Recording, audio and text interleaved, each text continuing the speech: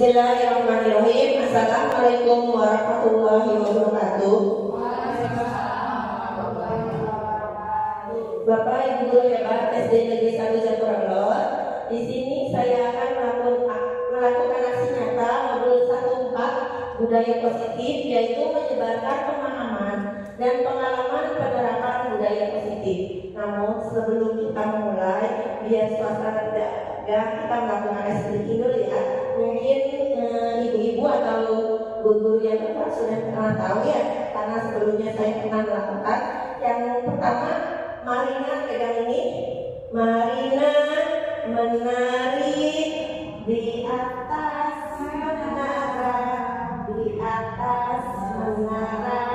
Marina menari. Kalau Marina seperti ini ya, menangis. Siap? Ya. Siap, konsentrasi ya. Marina menari di atas menara, di atas menara. Marina menari, Marina merana di atas menara, di atas menara. Marina merana. Ada yang mau mencoba sendiri? Ada lagi bisa? Oh mungkin nggak bisa. Ya bisa. Ya, siap ya, Mira. Semakin suka nih gerakannya. Marina menari di atas menara, di atas menara. Marina menari, Marina merana di atas menara, di atas menara. Marina merana. Tepuk tangan untuk Ibu Mirda. Oke, hebat ya. Lanjut ke materi ya. Kita akan menjelaskan tentang budaya positif. Budaya positif itu apa sih? Budaya positif di sekolah itu yaitu nilai-nilai dan kebiasaan-kebiasaan di sekolah yang berpihak pada peserta didik. Kenapa berpihak peserta didik? Karena kita mengacu pada Ki Hajar Dewantara. Jadi setiap sesuatu pembelajaran itu berfokus atau bermuara pada peserta didik atau murid, agar mereka itu dapat berkembang menjadi pribadi yang kritis, namun berhormat dan tetap bertanggung jawab. Nah, konsep inti budaya positif itu ada beberapa, di antaranya yang pertama adalah perubahan paradigma belajar, kemudian ada disiplin positif, teori motivasi perilaku manusia, keyakinan kelas, hukuman dan penghargaan, kebutuhan dasar manusia, posisi kontrol guru, dan yang terakhir adalah segitiga restitusi. Yang pertama, perubahan paradigma. Perubahan paradigma ini untuk membangun budaya yang positif. Sekolah itu perlu menyediakan lingkungan yang positif, aman, nyaman, agar murid-murid itu mampu berpikir, bertindak, dan mencipta dengan merdeka, mandiri, dan bertanggung jawab. Pembelajaran dengan paradigma baru itu seperti yang saya sudah terangkan, harus dirancangkan berdasarkan prinsip pembelajaran berdiferensiasi, sehingga setiap siswa itu belajar sesuai dengan kebutuhan dan tahap perkembangannya. Pembelajaran paradigma baru itu ya harus sesuai dengan tahap, yaitu mengacu pada pelajar Pancasila, profil pelajar Pancasila. Masih ingat profil pelajar Pancasila itu? Pelajar Pancasila beriman dan bertakwa pada Tuhan Yang Esa dan berakhlak mulia, berkebudayaan global, gotong royong mandiri, kreatif dan bernalar kritis. Mungkin sepertinya masih hafal dulu lah. Boleh masuk mungkin? Tangan dulu ini.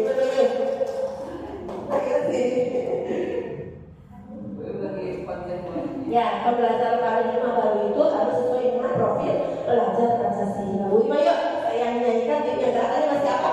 Yuk, ini pelajar Pancasila beriman dan bertakwa pada Tuhan Yang Esa dan berakhlak mulia, berkebudayaan global, gotong royong mandiri, dan bernalar kritis. Tepuk tangan buat ini.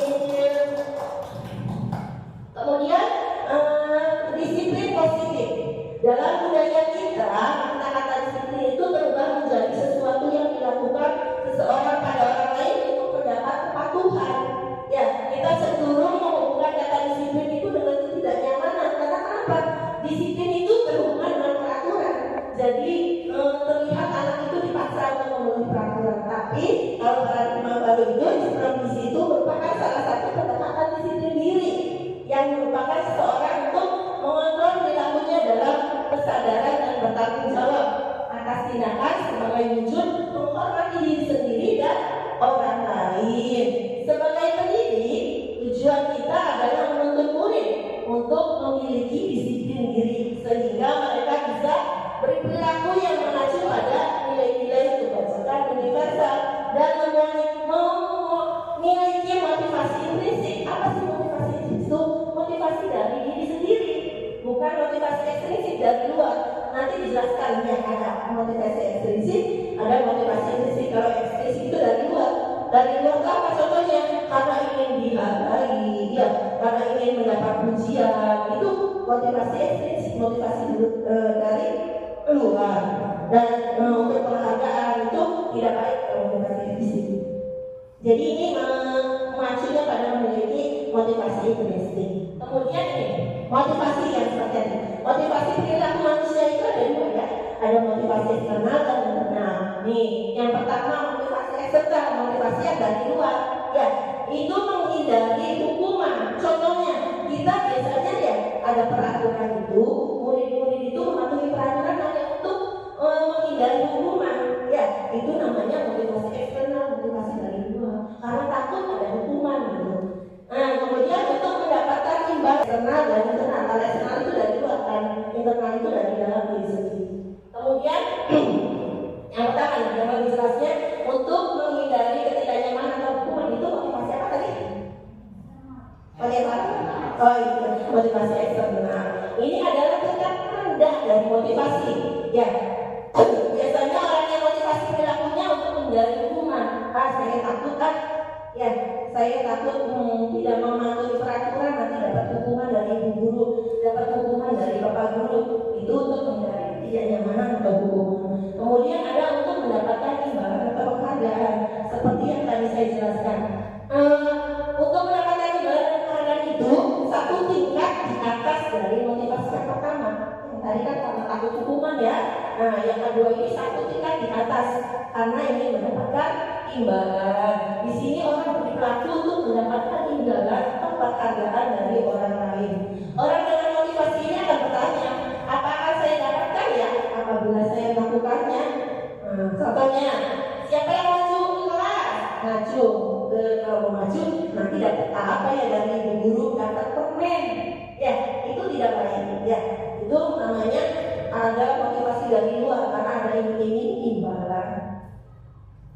Kemudian menjadi orang yang mereka inginkan dan menghargai diri sendiri dengan nilai-nilai yang mereka percaya. Motivasinya apakahnya akan menjadi orang seperti apa sih bila saya melakukannya? Mereka melakukan sesuatu karena nilai-nilai yang mereka yakini dan hargai. Contoh nih, ibu guru berangkat pagi, kepala sekolah nggak ada, ya guru nggak ada, berangkat pagi, saya mah berangkat pagi tidak karena ini dipuji oleh kepala sekolah seperti itu. Ya, saya karena kesadaran sendiri berangkat pagi. Contoh, saya mau berangkat pagi pengen menjadi teladan bagi guru lain, pengen menjadi teladan bagi murid, menunjukkan ya gurunya harus datang tepat waktu seperti itu. Itu ada motivasi dari diri sendiri karena tidak ingin mengharapkan imbalan atau pujian. Kemudian materi budaya positif yang keempat adalah keyakinan. Mengapa sih tidak peraturan saja? Kenapa harus keyakinan kelas judulnya? Ya, nah ini bisa dijawab dengan pertanyaan ini. Mengapa kita memiliki peraturan tentang menggunakan helm pada saat menaiki motor, menaiki kendaraan bermotor, menaiki kendaraan roda dua ya harus pakai helm? Tentu jawabannya kan apa? Untuk apa boleh? Iya, keselamatan. Kemudian ada menggunakan masker lah, berdebu, ya pakai masker itu untuk apa? Nah itulah yang dimaksud dengan keyakinan kelas. Jadi ya nilai positifnya itu adalah keselamatan dan apa tadi? Untuk kesehatan bisa. Itu yang dinamakan keyakinan. Nah, nilai-nilai keselamatan dan kesehatan inilah yang disebut sebagai suatu keyakinan. Ya, kenapa bukan peraturan aja, harus keyakinan kelas. Nanti dibukanya itu cuma dalam logika kita sendiri ya, yaitu nilai-nilai kebajikan atau prinsip-prinsip universal. Jadi nilai kebajikan yang diambil, yang dijadikan sebagai keyakinan kelas. Contoh nih, datang tepat waktu. Kira-kira keyakinan kelasnya apa ya? Disiplin. Bagus Ibu Putri, hebat nih. Disiplin. Berarti sudah nangkap ya bedanya peraturan dan keyakinan kelas? Berarti sudah nangkap ya? Oke.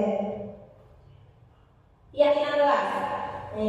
Secara intinya, keyakinan kelas adalah nilai-nilai kebajikan atau prinsip-prinsip universal yang disepakati bersama secara universal lepas dari latar belakang, suku, negara, bahasa, maupun agama. Menurut dosen nih, suatu keyakinan akan lebih memotivasi seorang dari dalam diri.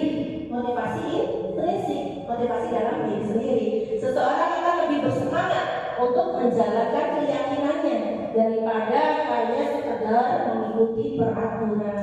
Karena peraturan tadi ya lebih cenderung karena takut hukuman, karena pengen ujian seperti itu ya. Tapi kalau keyakinan itu karena ada motivasi diri sendiri, ada yang disebutnya dengan motivasi apa? Intrinsik. Nih, sini ada contoh peraturan nih, beberapa peraturan. Kira-kira dari peraturan itu kita ambil keyakinan kelasnya apa ya? Nanti saya tanya satu-satu ya. Tanya satu-satu ya. Nih, yang pertama, selalu kembalikan buku ke tempatnya. Jadi kalau pinjam buku nih, kadang kan anak tuh suka hambur-hambur ya, bahkan menyebabkan bukunya rusak, robek. Karena itu ada peraturan yang namanya selalu kembalikan buku kepada tempatnya. Kira-kira keyakinan apa yang bisa diambil Ibu Ida? Oke, bagus, tanggung jawab. Berarti sudah masuk ya ke keyakinan kelas. Sudah mulai memahami ya Bapak Ibu guru. Dilarang mengganggu orang lain. Kira-kira apa yang Pak Joni? Menghormati orang lain dan diri sendiri. Iya, menghormati orang lain dan diri sendiri. Dilarang mengganggu orang lain. Nih contohnya, kita lagi nulis nih, suka ada teman yang jahil ya, diganggu. Itu namanya tidak menghormati orang lain. Dan keyakinan kelasnya itu adalah harus menghormati diri sendiri dan orang lain. Kemudian hadir di sekolah 15 menit sebelum pembelajaran dimulai. Kira-kira apa Pak Gigi keyakinan kelas yang diambil? Menghormati orang lain, kemudian komitmen pada tujuan. Iya. Kemudian ada lagi peraturan dilarang melakukan kekerasan atau bullying. Karena sekarang tuh banyak membuli teman-temannya. Kira-kira apa bullying? Keyakinan kelas yang diambil dari dilarang melakukan kekerasan. Keselamatan atau menghormati orang lain. Iya, keselamatan. Kekerasan itu ada membahayakan orang lainnya. Bersanda akhirnya temannya jadi celaka, itu membahayakan orang lain. Makanya keyakinan kelasnya adalah tadi keselamatan. Ibu Putri belum nih. Dilarang menggunakan narkoba. Tanya. Dilarang menggunakan saat. Keyakinan kelasnya. Kalau berkaitan dengan narkoba, itu pasti keyakinan yang kita yakini itu berkaitan tentang kesehatan. Kemudian ada bergantian atau menunggu giliran. Ibu mau saya. Kemudian ada gunakan masker. Itu contoh yang pertama. Keyakinan kelas apa? Kesehatan. Kemudian jangan berlari di kelas atau jangan istilahnya itu kejar-kejaran. Iya, keselamatan. Berarti sudah nangkep ya bedanya peraturan dan keyakinan kelas, bisa nangkep ya? Bisa. Bapak Ibu guru SD 1 coba hebat ya. Iya. Ya, seperti yang tadi sudah dijawab, ternyata Bapak Ibu guru hebat, benar semua tuh jawabnya. Yang selalu kembalikan ke buku tempatnya itu keyakinan kelasnya adalah tanggung jawab. Dilarang mengganggu orang lain, itu menghormati orang lain dan diri sendiri. Kemudian hadir di sekolah 15 menit sebelum pembelajaran, itu menghormati orang lain, komitmen pada tujuan, dan bisa juga disiplin juga bisa. Kemudian dilarang kekerasan, keselamatan dan menghormati orang lain. Dilarang menggunakan narkoba. Yang perasaan adil adalah kesehatan, bergantian atau menunggu giliran, menghormati orang lain, kesabaran, dan ini yang tadi bilang apa Bu? Budaya ini boleh. Gunakan masker, kesehatan dan keselamatan. Kemudian jangan berlari di kelas atau koridor, itu juga keselamatan dan keamanan. Sudah paham ya Bu? Bedanya antara Bapak Ibu, antara peraturan dan keyakinan kelas. Dan di paragraf baru ini yang diambil adalah keyakinan kelas, bukan peraturan. Ini contoh keyakinan kelas yang saya lakukan sendiri di kelasnya Bu. Nih contoh sederhananya Bu. Nah, gimana sih cara bikin keyakinan kelas ini? Jadi anak itu bikin peraturan dulu, kita bagikan satu Bu. Ya, satu-satu dibagikan, suruh berpikir sendiri kira-kira keyakinan peraturan kelas apa yang di satu orang satu saja. Ya, nih contohnya ini anak kelas 4. Dia sedang berpikir membuat peraturan kelas apa sih? Nanti peraturan itu kita jadikan keyakinan kelas. Ya, nih setelah itu ditempelkan Bu. Tuh, contohnya. Scriptong yang tadi anak-anak tulis tuh, barangin aja. Nanti kita tarik kesimpulan kira-kira keyakinan kelas apa yang diambil seperti itu. Kenapa? Nanti murid-muridnya itu merasa dihargai karena keyakinan kelas ini kita buat bersama, buat dari anak-anak yang bukan peraturan atau keyakinan kelas yang dibuat oleh gurunya sendiri. Jadi merasa dilibatkan, diikutsertakan anak-anak jadi lebih seperti ini. Kemudian setelah di tadi sambungan itu keyakinan kelasnya Bu, nanti kita pelajari contoh sederhananya Bu, Bapak Ibu. Tuh. Nanti kalau sudah jadi di atas itu nggak kelihatannya. Di sini tuh ada tulisannya keyakinan kelas 4. Nah, contoh keyakinan kelas 4, disiplin, tanggung jawab, ya, menghargai orang lain. Kalau udah jadi seperti ini boleh Bu ditempel di kelas, boleh dihias karena lebih mengingat gitu ya, yang mengingat keyakinan kelas apa sih yang harus kita patuhi gitu.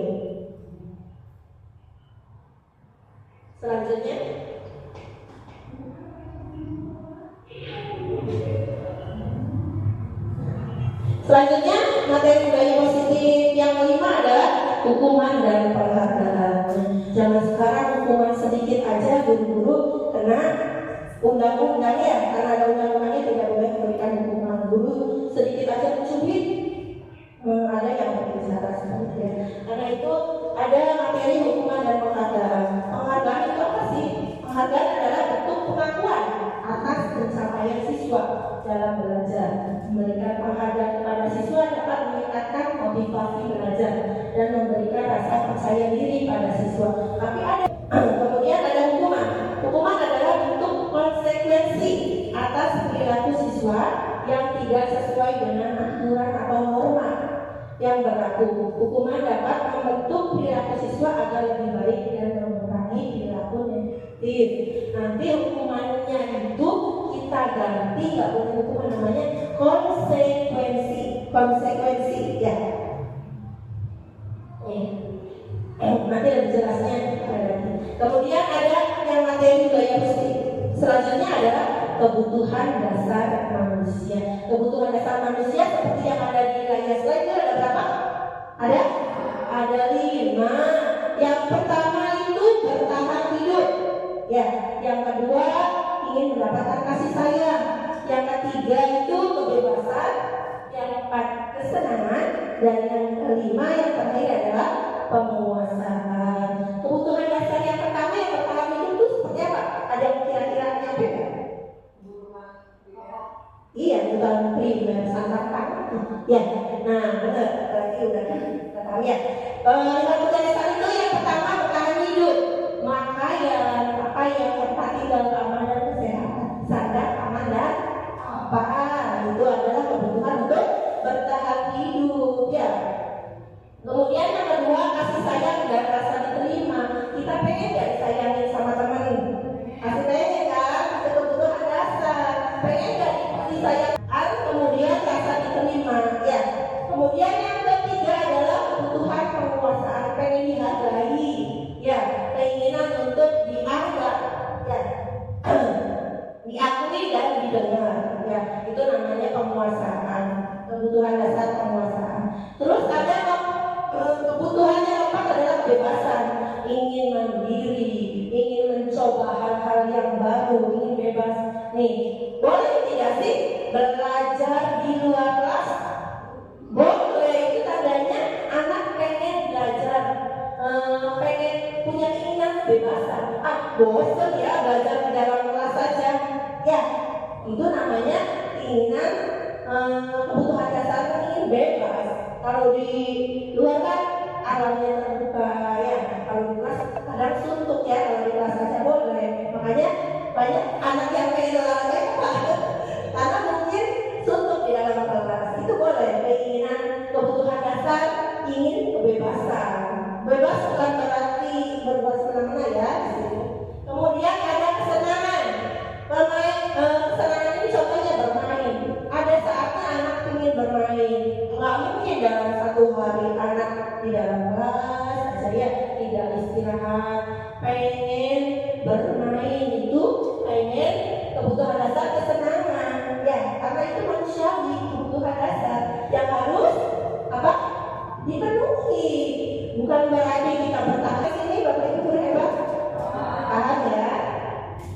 Nih contoh ada kasus. Saya bacakan kasusnya ya. Nanti kira-kira kebutuhan dasarnya apa nih? Kemudian kebutuhan kebebasannya apa? Nih contoh. Ibu Ani, guru kelas 5 di SD Pelita Hati, sedang bingung nih menghadapi ulah salah satu murid di kelasnya yang bernama Agus. Bukan Tony ya, Agus.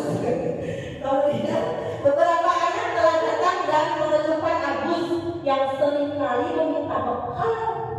Ya, bekal makan siang mereka itu suka diminta paksa oleh si Agus nih. Ya, jika Anda menghadapi situasi seperti Ibu Ani, apa yang akan Anda lakukan? Menurut Anda kira-kira apa sih alasan Agus? Kebutuhan dasar apa sih yang keluar dari Agus? Ya, ada beberapa jawaban nih. Kalau Agusnya jawabnya seperti ini. Nih. Apabila Agus itu jawabannya iseng aja ya. Malakin teman-teman makannya itu cuma iseng-isengan aja. Itu kira-kira kebutuhan apa ya? Kesenangan, cuma iseng-iseng itu, cuma buat senang dia sendiri aja. Itu iya Zahir ya, wajar karena masih anak. Jadi si Agus itu bukan berarti hebat, ya. Alhamdulillah seperti ya anaknya. Kemudian ada 5 posisi wakil guru. Ini yang harus kita simak baik-baik. Nanti dia bilang, oh ternyata kita salah ya selama ini. Oh ternyata kita sebagai guru itu salah ya selama ini. Nah ini 5 posisi kontrol guru terhadap murid. Yang pertama ada sebagai penghukum. Ya, penghukum. Yang kedua adalah pembuat rasa bersalah. Membuat anak rasa. Kemudian yang kedua sebagai teman. Ya. Yang keempat adalah sebagai pemantau. Yang kelima adalah sebagai manajer. Nanti saya jelaskan bahwa posisi kontrol guru yang paling baik itu sebenarnya adalah yang kelima, sebagai manajer. Manajer di sini bukan manajer kantoran ya, bukan manajer kantoran ya. Yang pertama apa tadi? Hukum. Yang kedua membuat rasa bersalah. Yang ketiga sebagai sebagai teman. Oke, yang keempat sebagai pemantau. Dan yang kelima apa tadi di antara itu? Manajer. Bukan manajer kantor ini. Nah, yang pertama sebagai penghukum. 5 posisi guru yang pertama adalah sebagai penghukum. Seorang penghukum itu bisa menggunakan hukuman kekerasan fisik maupun verbal. Ya, bisa berupa fisik. Contoh nih, yang terlambat berdiri di depan sambil pegang apa ini namanya? Telinga, itu masuk hukumannya, hukuman fisik. Kemudian lari-lari di lapangan, ya itu hukuman fisik. Orang-orang yang menjalankan posisi penghukum senantiasa mengatakan bahwa sekolah itu memerlukan sistem atau alat yang dapat lebih menekankan murid-murid lebih dalam lagi. Guru yang menerapkan posisi penghukum akan berkata, patuhi aturan saya.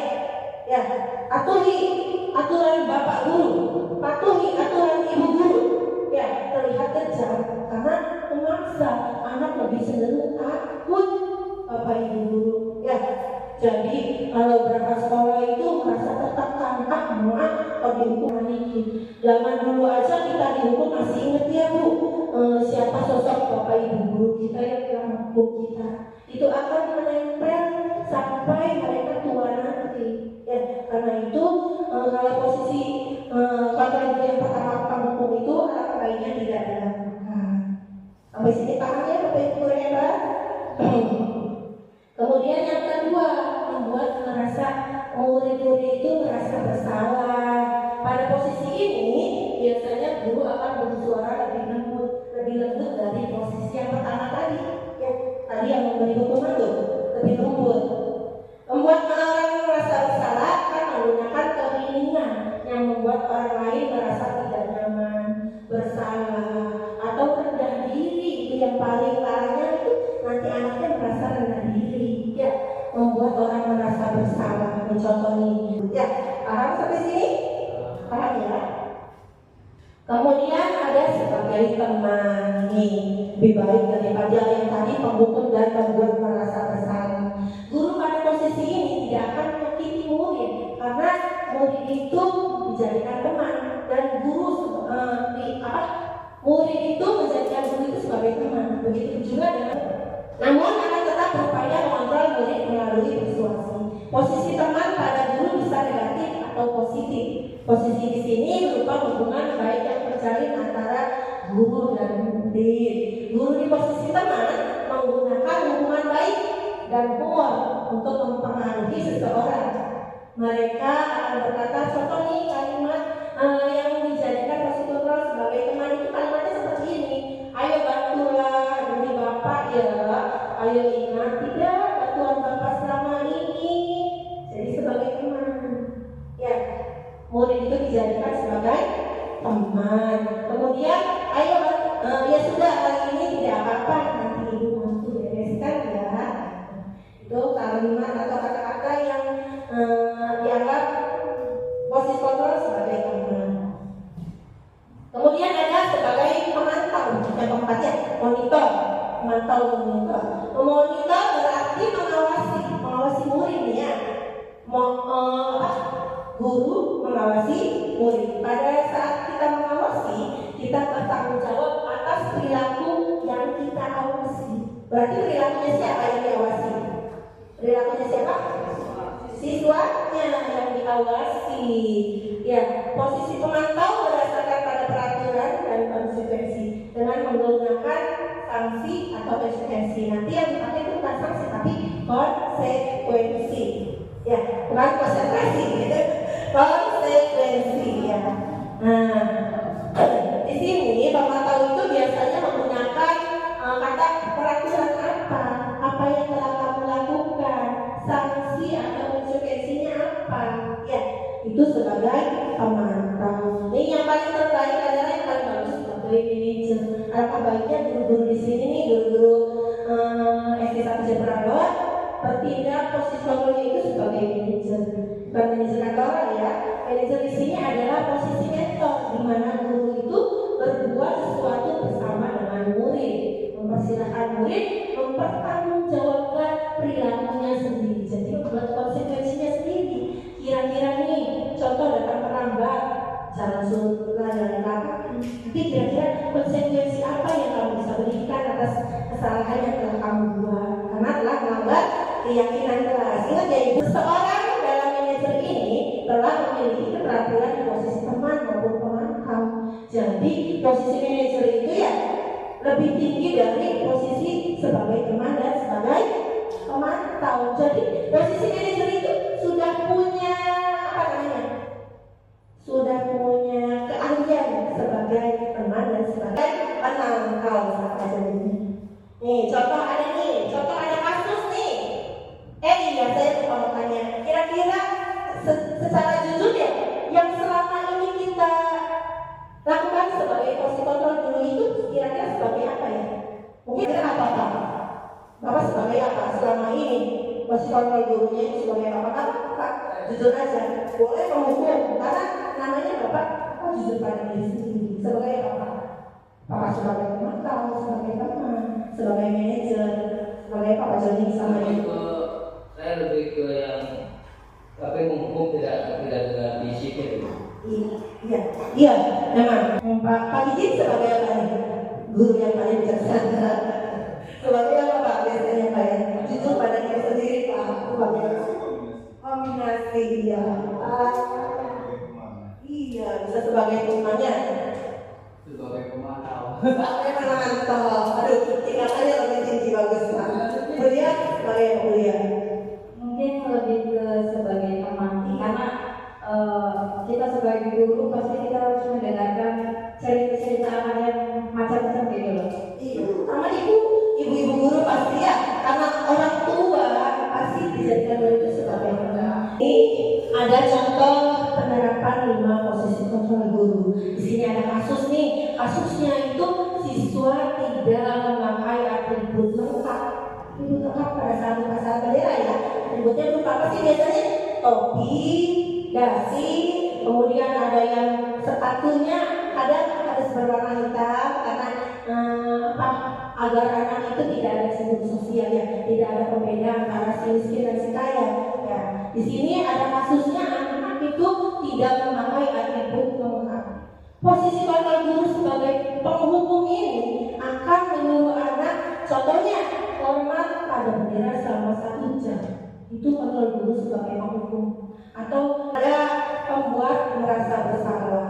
Pembuat merasa bersalah ini kontrol guru ini nanti bapak ibu gurunya bilang gini, berapa kali ibu harus memberitahu kamu selalu saja mengecewakan ibu, mengecewakan bapak guru, ya itu sebagai pembuat merasa bersalah. Ya. Kemudian ada sebagai teman. Kalimat sebagai teman biasanya gini, ayo dong ikuti aturan sekolah, tolong bantu ibu, tolong bantu bapak, sekali ini saja. Ya udah, sekarang tidak apa-apa, lagi jangan sampai berbuat seperti ini lagi ya. Itu bisa sebagai teman. Jadi kalimatnya lebih lembut ya, jangan seperti penghukum. Contohnya patuhi aturan bapak, gitu ya. Lebih kayak malaikat pencabut nyawa, malaikat apa? Hijrah ya. Kemudian ada sebagai pemantau. Pemantau ini kamu sudah menurut peraturan sekolah, kamu tahu konsekuensinya? Bukan ditanyain hukumannya, kamu tahu hukumannya. Itu biasanya sebagai pemantau seperti itu ya. Tapi kalau sebagai pemantau itu, kamu tahu konsekuensinya, maksudnya konsekuensi atas perbuatan yang telah kamu buat itu apa? Ya, itu sebagai pemantau. Dan kalau sebagai manajer itu, apakah kamu tahu kesalahanmu? Jadi anak suruh mikir sendiri. Sebenarnya kamu tuh nggak berbuat salah apa sih? Ya, sebagai manajer itu biasanya apakah kamu tahu kesalahanmu? Ya, kemudian kira-kira kamu memperbaikinya seperti apa ya? Ya, contoh nih melanggar aturan keyakinan kelas. Sebagai manajer ini, ya contoh keyakinan kelas melanggar disiplin. Ya, apakah kamu tahu, Bibit? Kamu telah melanggar keyakinan kelas. Nanti Bibitnya tuh jawab, iya Bu, saya telah melanggar keyakinan kelas. Keyakinan kelas apa sih yang telah kamu langgar? Contohnya disiplin Bu. Nah, itu sudah masuk ke posisi kontrol sebagai manajer. Ya, paham apa itu Pak?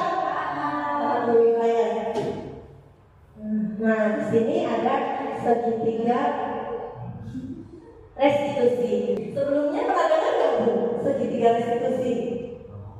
Belum ya, karena saya pun tahu segitiga restitusi itu dari pendidikan guru penggerak. Sebelumnya tidak. Segitiga restitusi itu adalah proses menciptakan kondisi murid untuk memperbaiki kesalahan mereka, ya, sehingga mereka itu bisa kembali pada kelompok mereka dengan karakter yang lebih kuat.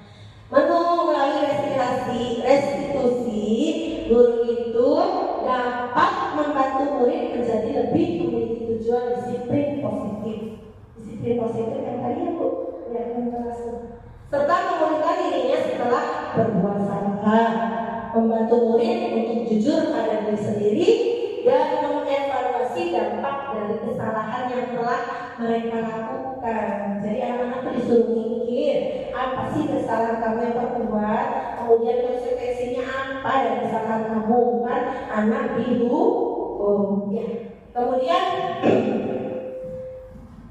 memberikan penawaran, bukan paksaan. Penawaran. Kira-kira apa nih yang bisa kamu lakukan untuk memperbaiki kesalahan tersebut? Ditawarin anaknya, jadi kira-kira apa? Contoh, anak tidak mengerjakan PR ya Bu, jangan. Anak tidak mengerjakan PR, berdiri di depan kelas, itu namanya memberi hukuman. Tapi di sekitar institusi ini, anak itu diminta untuk memberikan penawaran. Nih, siapa? Mau Bintang contohnya ya, sebagai murid saya Bintang kamu telah melakukan kesalahan nih, tidak membuat PR. Kira-kira apa ya yang bisa dilakukan Bintang untuk memperbaiki kesalahan yang telah Bintang lakukan? Nah, itu memberikan penawaran, bukan langsung memberikan hukuman. Ya, restitusi. Yang pertama itu ada menstabilkan identitas. Setiap orang pasti pernah melakukan kesalahan. Ya, itu menstabilkan identitas. Kamu bukan satu-satunya yang pernah melakukan kesalahan ini. Itu kalimat-kalimat menstabilkan identitas. Yang ini nih Bu, yang paling bawah, yang nomor 1 ya. Yang kedua, ada validasi tindakan yang salah. Kamu tentu tahu alasan kamu berbuat salah ini itu apa sih, alasan kamu? Ya, nanyakan alasannya, validasi tindakannya salah. Terus kemudian adakah cara yang lebih efektif untuk mendapatkan apa yang kamu butuhkan? Itu contoh-contoh kalimat validasi tindakan yang salah. Kemudian yang ketiga adalah menanyakan keyakinan kelas, bukan peraturan. Jika anak melanggar peraturan, bukan ditanyakan peraturannya, tapi keyakinan kelasnya ya, kita sepakati itu apa sih yang telah kamu langgar ya. Keyakinan kelas apa yang telah kita sepakati itu, seperti yang saya tadi bicarakan. Terus kemudian kamu ingin menjadi orang yang seperti apa sih, kamu bukan seperti ini tuh ya, kamu telah melanggar keyakinan kelas. Di sini ada contoh Bu, penjelasan lebih detailnya. Yang pertama, kata saya yang pertama adalah menstabilkan identitas. Berbuat salah itu tidak apa-apa. Berbuat salah itu manusiawi loh. Semua orang itu pernah berbuat salah.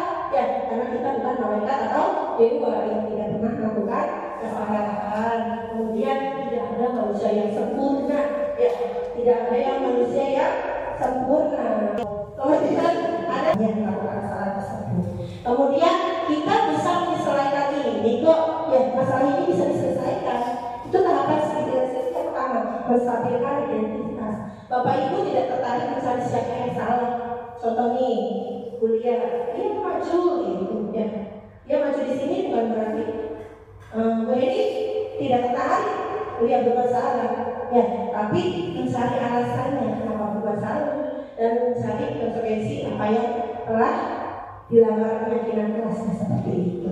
Kemudian kamu berhak merasa begitu, tidak apa-apa, tidak perlu berbuat kesalahan, tidak apa-apa, namanya manusiawi. Datang terlambat tidak apa-apa.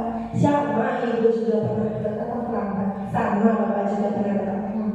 Nanti lebih detailnya ditambahkan bersama-sama seperti itu ya. Kemudian tahapan yang kedua, validasi tindakan yang salah. Contoh kalimatnya nih, padahal kamu bisa melakukan yang lebih buruk dari ini ya. Jadi kemudian kamu pasti punya alasan kenapa melakukan hal itu. Contoh nih, baju ini muridnya siapa? Ya, murid prestasi akan sering siapa? Ayo, kenapa siapa nih? Contohnya kamu ya Pak ya, kamu ya, kamu itu sering terlambat, tapi tidak bisa bahwa si kamu itu bermasalah. Cuma kamu terlambat, alasannya apa? Seperti itu ya. Terus keyakinan apa sih yang telah kamu langgar? Kemudian kamu patut bangga pada dirimu sendiri karena kamu telah melindungi sesuatu yang penting buatmu. Mungkin punya alasan seperti yang saya tadi berikutnya. Kemudian tahapan investigasi yang selanjutnya adalah menanyakan keyakinan kelas. Keyakinan kelas bukan peraturan kelas. Sekali lagi ya, apa yang kita percaya sebagai kelas atau keluarga seperti itu. Apa nilai umum menghormati. Nah, nanti Bapak Ibu guru kalau habis dari sini boleh buat keyakinan kelasnya Bu. Bukan keyakinan apa sih? Nilai-nilai kebijakan positif ya Bu, misalnya universal. Jadi nilai intinya saja. Kenapa intinya saja? Karena agar anak bisa lebih mengingat, mudah mengingat. Ya, contohnya tidak boleh makan di dalam kelas apa Bu? Keyakinan kelasnya nantinya. Karena kan anak di dalam kelasnya udah istirahat, masuk lagi nih, masih punya aja ya. Keyakinan kelas apa itu? Peraturannya kan tidak boleh makan atau minum di dalam kelas. Nah, keyakinan kelasnya contoh harus menghormati, menghargai temannya. Ya, nanti masuk ke dalam tadi tidak boleh makan dulu. Kenapa? Nanti anak teman lainnya merasa terganggu. Bu, itu boleh makan Bu, kok saya enggak? Gitu ya.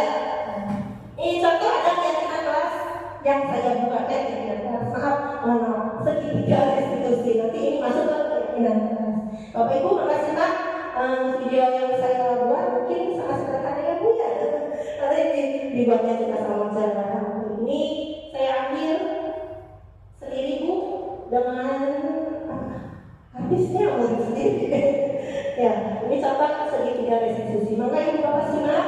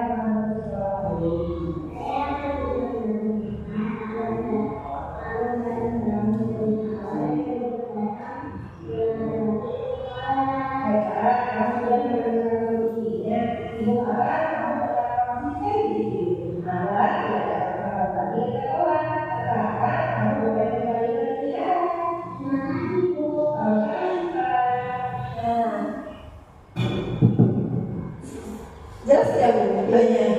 Ini sederhana ya Bu ya. Contoh segitiga restitusi.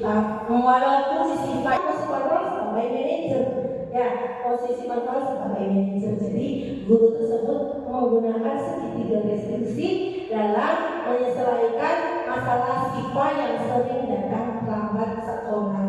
3 tahapan restitusi tadi dilakukan oleh ibu guru nih. Saya ya. Videonya karena wajib. Yang pertama itu menstabilkan identitas. Jadi berbuat kesalahan itu manusiawi sih Pak, sama aja ini juga pernah datang terlambat. Ya, itu menstabilkan identitas. Tadi ada di video yang tadi ya Bapak Ibu kalau menyimak. Kemudian validasi tindakan yang salah. Tahapan yang kedua. Tadi sifat sering datang terlambat ya. Pasti sifat ada penyebabnya. Kenapa sifat datang terlambat? Tadi dari video tadi kenapa? Siapa karena sering nonton TV terlalu malam ya. Suatu-waktu mungkin kita juga sama. Ada favorit, film favorit ya, itu drama Korea, drakor ya. Nonton drakor malam-malam terus ya. Sama manusiawi, walaupun murid, guru sama aja pernah berbuat kesalahan ya. Nah kemudian tahapan yang ketiga adalah menanyakan keyakinan. Apakah perbuatan kamu itu salah sih Pak? Nah tadi Siva mengakui ya, mengakui iya Bu saya berbuat salah. Lalu apa yang bisa kamu lakukan? Ya maksudnya apa yang akan kamu lakukan setelah melakukan kesalahan ini? Jadi anak dapat kita ditawarkan apa? kita lakukan solusinya, konsekuensinya, bukan berbuat salah kemudian lalu langsung dihukum. Ya, jadi membuat segitiga restitusi dulu. Segitiga apa Bu? Bu Bibit ngomongnya restitusi. Ya, dari sini kita tahu ya segitiga restitusi. Kemudian apa lagi yang nempel? Yang nempel yang tadi saya diseminasi atau penyebaran lebih positif itu yang nempel apa saya sebar? Pak Joni, nempelnya apa nih? Tentang apa? Iya. Ibu dulu. Ibu boleh Ibu barangkali dari apa yang telah saya paparkan, semoga Ibu ada yang ingat ya. Nempel di ingatan Ibu. Ibu. Baik, dari materi yang sudah dipaparkan oleh Bu Yeni, itu banyak sekali materi-materi yang menurutkan mungkin sesuatu hal yang baru karena paradigma baru itu cukup berarti sekali bagi kami, apalagi bagi penduduk kami, di mana di situ dijelaskan ada beberapa kebutuhan manusia atau kebutuhan dasar manusia yang terdiri dari 5, ya. Yang tadi dijabarkan ada kebutuhan ibaratnya rasa kesenangan, merasa diakui, kebebasan, kebutuhan paling yang utama itu mungkin kebutuhan sandang pangan papan itu yang untuk bertahan hidup itu di samping itu juga kebutuhan untuk diakui eksistensinya manusia tersebut. Di samping yang 5 dasar kebutuhan manusia juga ada tadi yang harus dimiliki oleh kita semua sebagai seorang pendidik. Itu semuanya memang harus dikuasai. Yang kelima posisi orang itu yang terdiri dari guru sebagai penghukum, sebagai penangkap, sebagai teman, sebagai untuk merasa bersama, ya, apalagi sebagai manajer. Dan memang seharusnya kita itu memang sebagai manajer untuk dan yang terakhirnya itu adalah adanya suatu gambar segitiga biru itu. Nah, itu yang menarik sekali ya, dari sekian ya segitiga di sini yang terdiri dari itu yang menstabilkan ini posisi kita, dan kita juga harus bisa memvalidasinya. Dan pokoknya dari materi ini cukup bagus, penyampaian ibunya itu bisa kami simak dengan baik dan memang bagus sekali. Materi-materi dari guru penggerak ini itu akan menambah wawasan bagi kita semua, teman-teman semua, dan mudah-mudahan nanti ke depannya di SDN 1 Jamur Awam itu tidak hanya Bu Yeni saja seperti guru penggerak. Mudah-mudahan nanti tahun depan kita akan bertambah guru penggeraknya mengikut Bu Yeni, berarti terbukti bahwa Bu Yeni itu sebagai guru penggerak yang tergerak, bergerak, menggerakkan. Itu ya pokoknya maka dari itu. Ya mungkin itu saja yang dapat Ibu sampaikan, dan sekali lagi Ibu terima kasih atas segala sesuatunya, baik secara materi maupun materi yang telah Bu Yeni sumbangkan atau Ibu Yeni berikan kepada kami. Kami ucapkan terima kasih semuanya.